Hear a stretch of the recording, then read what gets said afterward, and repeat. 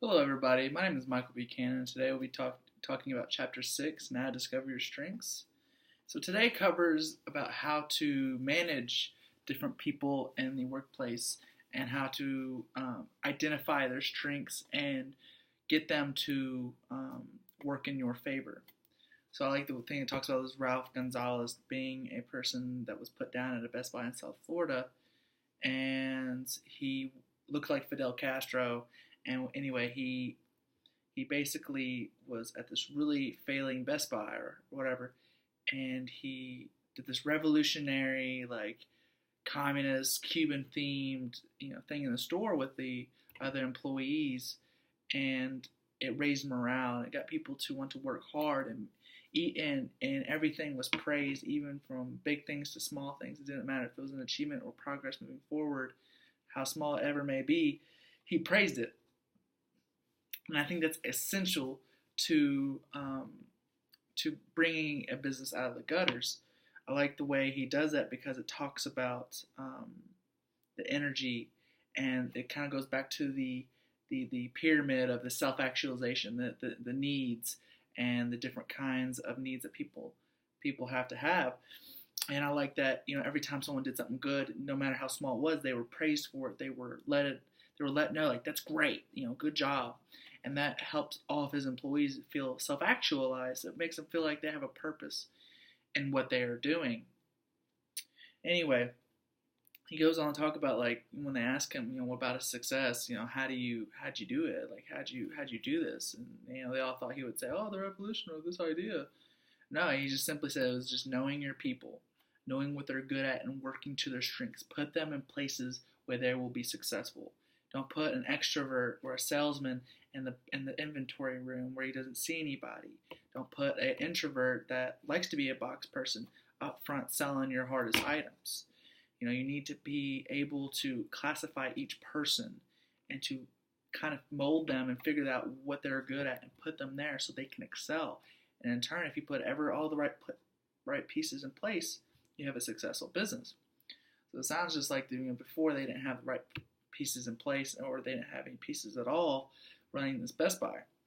Anyway, the book goes into talking about how to manage each of these people. It talks about the analytical, the arranger, the adaptability, the activator, the achiever. So, for example, the achiever, you don't want to put this person in a long, boring meeting because this person wants to be out there selling. This person needs to be out there doing what he or she is good at, versus putting them somewhere where they're not good at and they're not going to pay attention anyway because that's not their thing. And I like how the book talks about that. And then this person, the activator, should be, you should, I guess, if you find out they're an activator, work on how they can improve the company. How can they set new goals and what they think of that, and you can try maybe work off them, and they can work off you, and in turn that makes that is playing to their strengths. Adaptability, how to manage them. As it says, they live to react and respond. So you can put that person on unforeseen circumstances that happen in the store, a complaint or someone stealing. It seems like they'll be the first person to run and try to stop what's going on. And I think this is a great energy to have in a store, and you just got to be able to figure out who is like this and how you can utilize it in your store, business, medical field, whatever. And I think that's very strong. And it goes on to talk about all these other different places and how to manage each other, context, connectedness, developer, deliberate, all these different things. Discipline, you don't want to, like, for example, the discipline one, you want to put someone that's disciplined. You don't expect them to be sloppy. You don't expect them to rest and or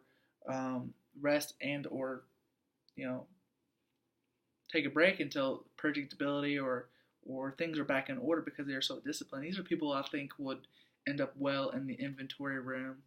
But anyway, as a manager, it kind of helps me show that in the future when I start having more employees of my own, to try to see what they are good at and what I can put them in. I can put them in inventory. I can put them in accounting. I can put them in sales. I can put them in marketing. I think sales and marketing kind of go hand in hand. I feel like you have to be good at one to be good at the other. I've never met a marketer that can't sell, because that's what marketing is advertising, selling yourself, selling the product, getting people to buy it. But anyway, I think that's a good connection to chapter 4 of Discover Your Strengths, where it talks about all those different kinds of people. I think it's chapter 4. And I hope everybody enjoyed this video, and you guys have a great day.